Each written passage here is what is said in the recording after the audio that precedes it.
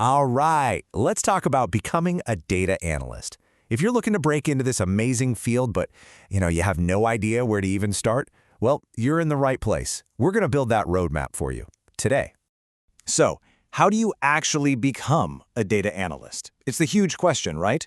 You hear about all the opportunities, how exciting the field is, but figuring out that first step, that's the tricky part. And that's because the path can feel, well, super overwhelming. You look online and it's just this endless sea of tools and conflicting advice. It's like everyone's giving you a different set of directions, and you're just standing there completely lost. But here's the thing.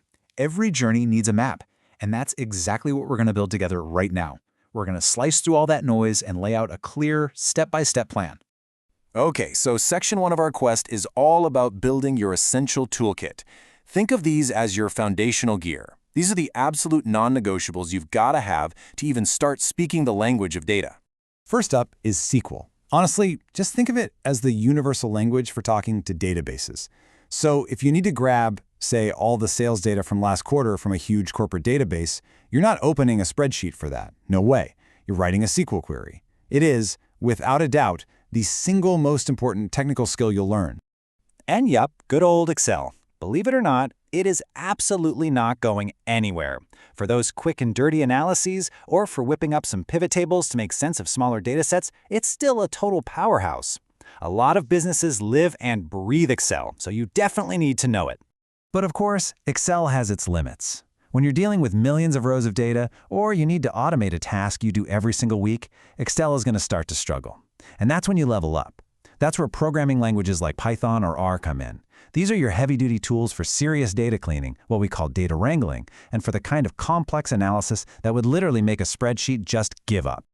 And look, you don't have to just take my word for it. Check out this chart. This is pulled from actual job postings. And what does it show? Python and SQL are at the very top of what employees are asking for, with R right there as well. The data doesn't lie. If you get good at these, you're going to be in a fantastic spot. Now, here's the cool part.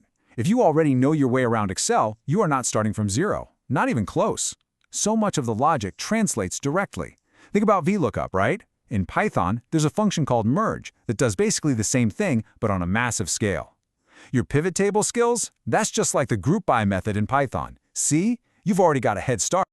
Okay, but let's be real. The tools are only half the battle. Being a great data analyst is all about the analyst's mindset.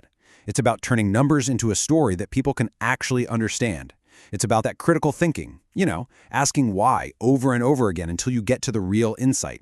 And maybe most importantly, can you explain what you found to someone who doesn't know data? That, plus understanding the industry you're in, that's what separates the good analysts from the truly great ones. All right, so you've got your toolkit. But a sword is pretty useless if it just sits on the wall, right? You've got to practice. So now we head to section 2, the proving grounds. This is where you get your hands dirty. I mean, think about it. You can read about SQL all day long, but you're not really going to learn it until you're the one writing the queries, making mistakes, and fixing them. You need an arena, a place to battle with real, messy data and solve actual problems. And that arena?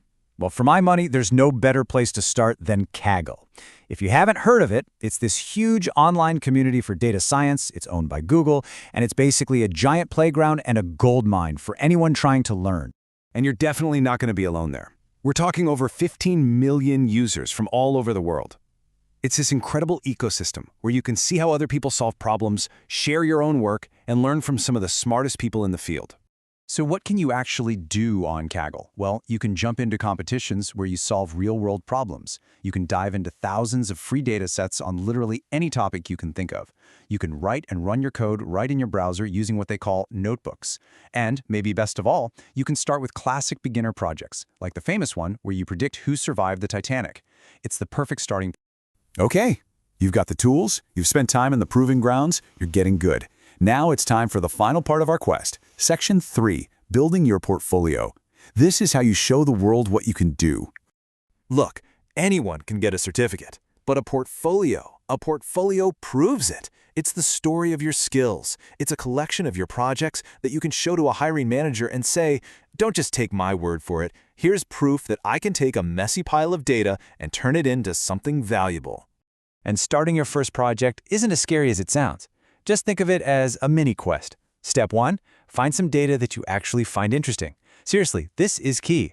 Step 2, come up with some interesting questions. Step 3, use your new toolkit to get in there and find the answers. And finally, step 4, create some charts or a dashboard to present what you found. That's it. And here's a super important piece of advice from Vic Parchuri, the founder of DataQuest. He says that employers don't just want to see your pretty, polished final chart. They want to see your thinking. They want to know the why behind your decisions. Why did you clean the data that specific way? You have to document your journey, because the process is just as valuable as the result. So there you have it. That's the map. The whole quest to becoming a data analyst, laid out right in front of you. Let's recap the whole journey, right? It's really just 3 big steps. 1. Learn the tools. Get your SQL, Excel, and Python game strong. 2. Practice in the arena. Get on a site like Kaggle and just build things. And 3. Tell your story. Create a portfolio that shows off what you've learned. That's the path. The path is clear. All the resources you need are out there waiting for you. You have the map. So really, there's only one question left to ask. What story is your data going to tell?